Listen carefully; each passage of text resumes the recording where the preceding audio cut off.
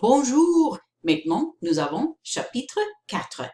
Capítulo 4, capitel 4. Why am I saying chapter 4 in different languages?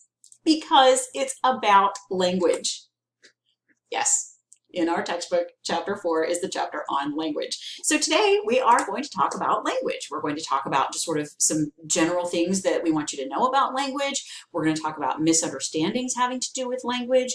We'll talk about disruptive language, which is language that can cause conflict unnecessarily, right, just through the language usage. Gender and language, and finally, culture and language.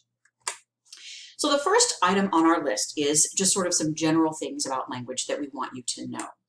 The nature of language, some basics. First of all, language evolves. You may have had to read Shakespeare when you were in school, and there was probably a glossary that explained the word usage that was common in Shakespeare's time that is not common in our time. Language evolves. There are words that are getting dropped out of the dictionary because we don't use them, like skedaddle.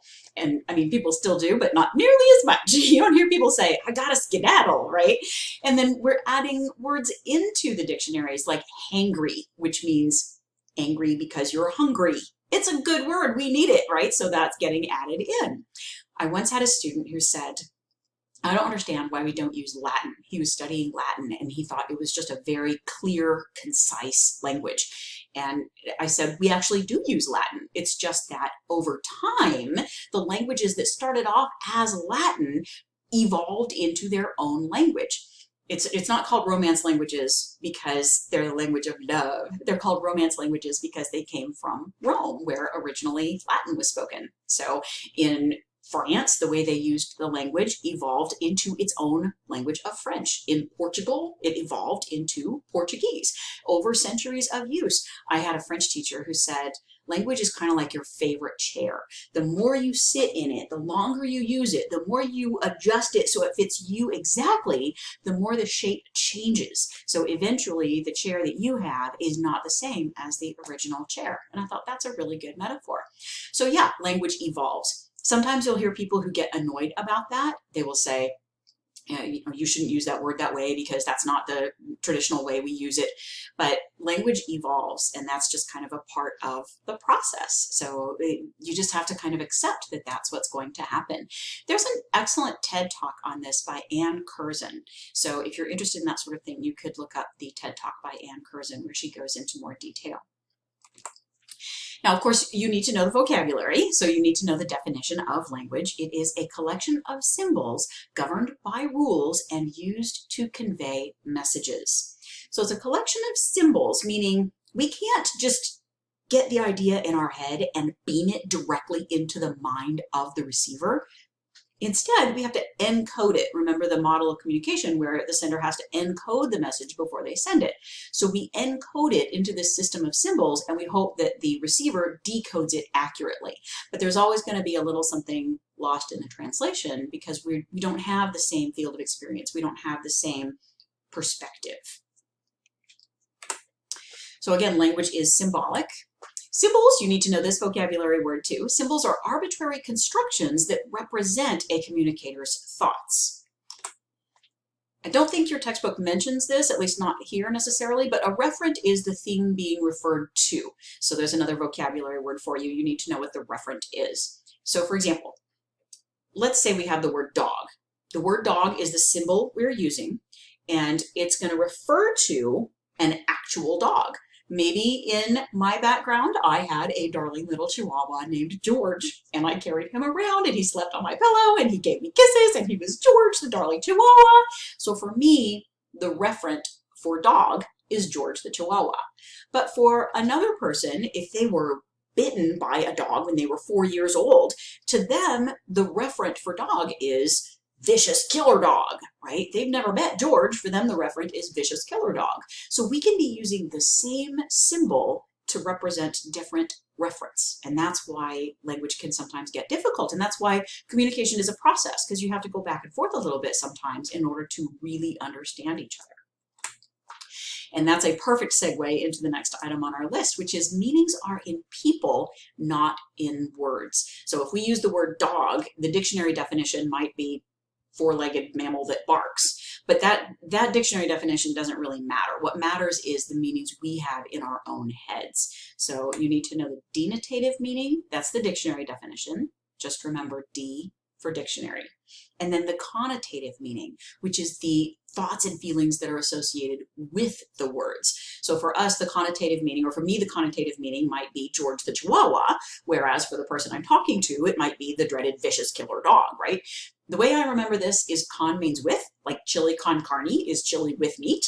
So the words that, or the thoughts that are thoughts and feelings that are associated with the word would be the connotation. So in terms of true, accurate, effective communication, the thing that matters is going to be the connotative meaning, not so much the denotative meaning. Going on to continuing the nature of language, language is rule governed. There are certain rules that govern language, and these seem to be things that we just sort of naturally use. When I was a teenager in the 1980s, we started using the word book to mean to go fast. So you might say he was really booking along. And even though we had taken a word and changed the meaning completely, I don't know how we got from book, like the thing you read, to go fast, but we did. And we conjugated the verb correctly. He books, I book. They were booking, right? We followed the correct linguistic rules, even though we were inventing a completely new usage for the word. So that's another example of the fact that language evolves. And interestingly, we follow the rules when we are changing the usage. So another rule, or a rule governing language, is phonological rules. Just remember, phon means sound. So phonological rules govern the way words sound. If you learned to read by phonics, you learned to sound it out. So in French, the word table is table. In English, it's table. So it's the same word, it's just pronounced differently. It has different phonological rules. You can even have different phonological rules in the same language. I have an aunt in Minnesota, an aunt in Colorado, and an ain't in Tennessee. My ain't am. So you have different pronunciation, you have different phonological rules in different areas of the country, for example, or in your family, you might have a different way of pronouncing things. I once had a student who said, his dad says, if it costs less than $100, it's a vase. If it costs more than $100, it's a vase. So another example of phonological rules. Syntactic rules are rules that govern the order the words go in. So, for example, Yoda, happy am I to see you today, Luke. One of the things that makes his character unique is his syntax, right? So he uses words in a different order than we might expect. We can still understand what he's saying, but the syntax is different. So syntax means order. Oh, little side note, I purposely ended that sentence in a preposition that govern the order the words go in. You may have been taught a long time ago, or if you had a very old-fashioned teacher, that you shouldn't end a sentence in a preposition in English, but that's not actually true. That was based on a misunderstanding of the roots of the English language. So just very quickly, there are a lot of words in English that have a Latin base, because England was originally settled by the Romans, or they invaded and settled and occupied. But there were a lot of other languages coming in. For example, one of the ways that they did sort of occupy was they had mercenaries who were from ancient Germanic tribes, and they spoke an ancient form of German. So in order for everybody to understand each other, they created this mixture of Latin and German, ancient German. So that's why you have like the last will and testament. Will would be from the German. Testament would be from the Latin. So if it was something that was really important, an official document, they used both words to make sure everybody could understand it. Now, when you learn a new language, you tend to take your existing grammatical structure and just lay the vocabulary on top of it. So the people that were the soldiers, the mercenaries that spoke the ancient German language, they were trying to speak with their superiors who spoke Latin. So they learned the Latin vocabulary, but kept the German grammatical structure.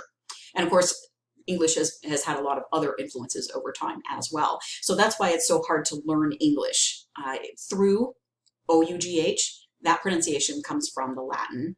Tough, O-U-G-H, that pronunciation comes from the ancient German. So different rules based on which language it came from. So that's all a very long way of saying that in German, it's perfectly fine to end a sentence with a preposition, and our grammar is based on German. So in Latin, you don't end a sentence with a preposition. It would sound weird, but we just have some Latin-based vocabulary, but our grammar is based on ancient German. So it's perfectly fine to end a sentence with a preposition. That's why it sounds so weird to try to say, aha, you are the person with whom I need to speak. It sounds overly formal and it's sort of awkward. And that's because it doesn't actually fit our language. But yeah, English is a really hard language to learn because it's such a mixture of other languages.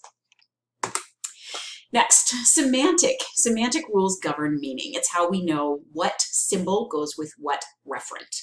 So, and it's just like on a basic level, the denotative meaning. The word dog means a four-legged mammal that barks, or whatever the dictionary definition is. However, because communication is complicated, of course it gets more complicated than that. Pragmatic rules are practical rules that govern meaning within context. Pragmatic means practical. So if you know someone who's very pragmatic, they're very practical. So for example, if I go to a job interview and I show up 20 minutes late wearing shorts and flip-flops and I have mustard on my shirt from my lunch, and when they ask, why do you want to work at the bank? I say, so I can handle all that money. And they go, we'll call you. Okay, semantically, we'll call you means we will pick up the phone and dial it and connect to you. But pragmatically, what does that mean? We will never call you.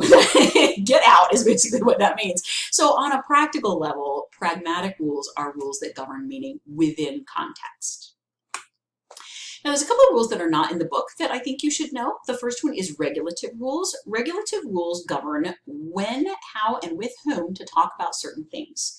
So classic example in our culture, in mainstream American culture, it is, there's sort of a rule that says you don't talk about gross stuff at the dinner table. So that would be a regulative rule, for example. Another one that's not in the book is constitutive rules. Constitutive rules govern what counts as particular kinds of messages. So what constitutes polite communication, for example, or what constitutes affectionate communication. When I'm teaching this in class, I will often ask, how many of you know somebody who uses teasing and sort of lighthearted insults as a sign of affection? And people raise their hands. Yeah, we know somebody who does that. And then I go, okay, how many of you know somebody who doesn't get that and is actually insulted? And everybody raises their hands again. So what's happening there is we have two different sets of constitutive rules. To the sender, that teasing constitutes affection. But to the receiver, it constitutes actual insults. You're insulting me. To me, that constitutes an insult.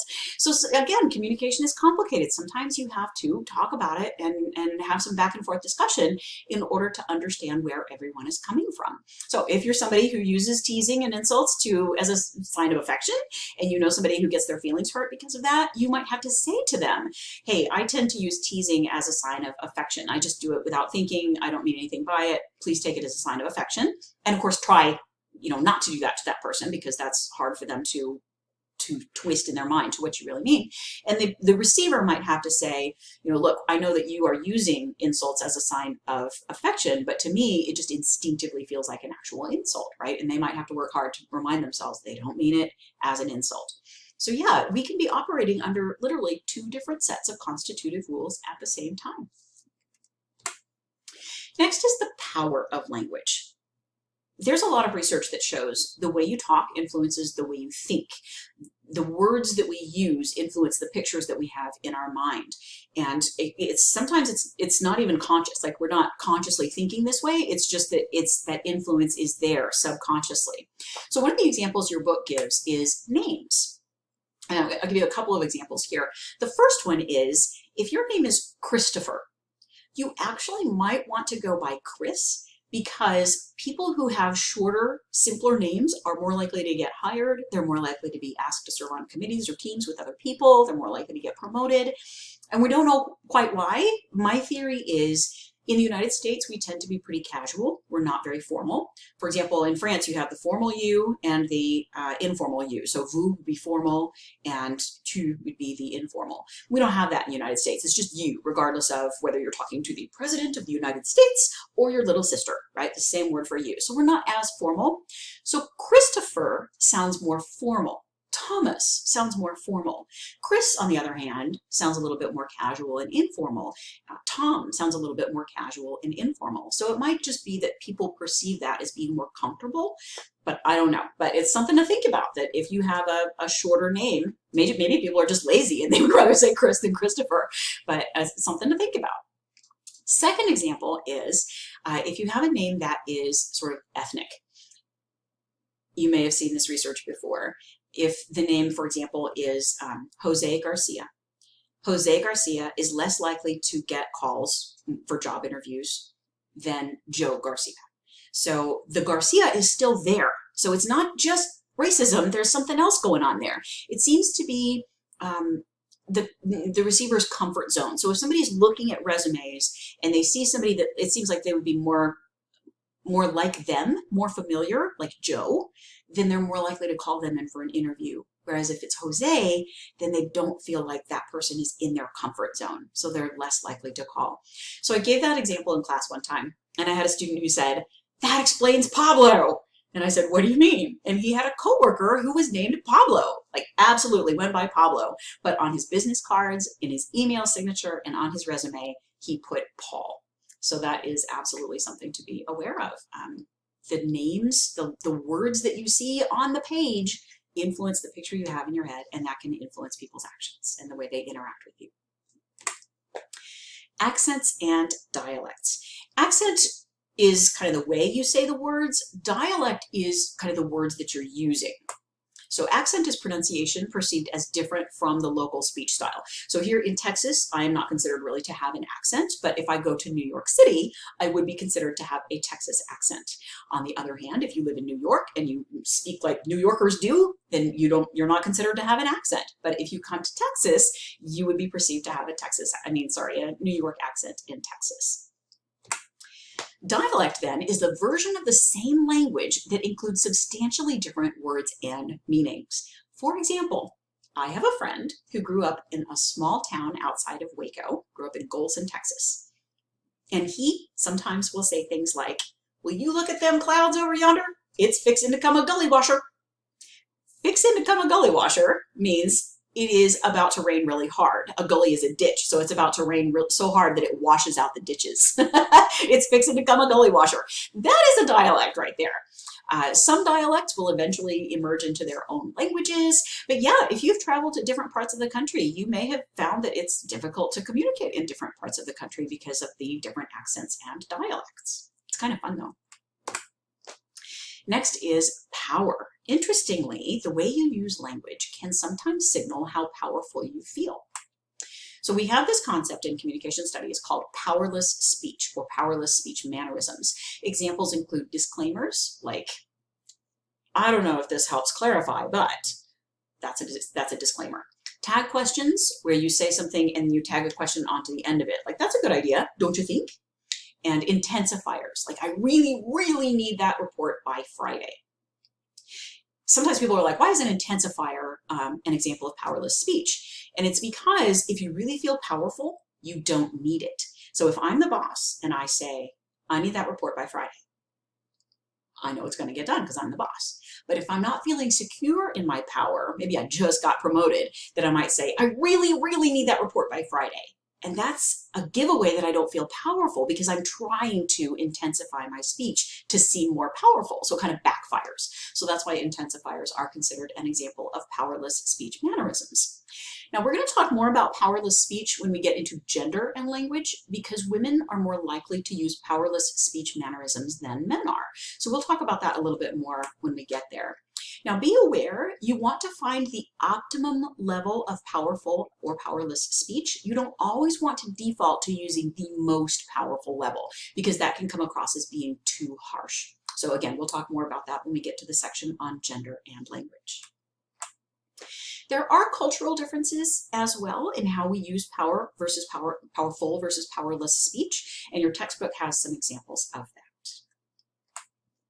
Next is affiliative language. Affiliative language is language that shows whether you feel sort of aligned or allied with somebody or close to that person or not allied to them. The examples here are convergence, which remember con means with, so it's using language to come together with a particular group or particular person, and divergence, like dividing away from. So that's using language to separate yourself from a group. True or false? Teenagers tend to use language that both helps them converge with their peer group and helps them diverge from their parents. And that is true, yes. When I mentioned that when I was a teenager, we used book to mean to go fast. That was something that the teenagers used and the grown-ups didn't, or the, I guess, parents, the parental units did not use that kind of language. So we were using it to converge with our peer group and diverge from our parent groups. Now, we're going to go on and talk about misunderstandings that can arise from your language usage, but I think this is probably a good time to take a break.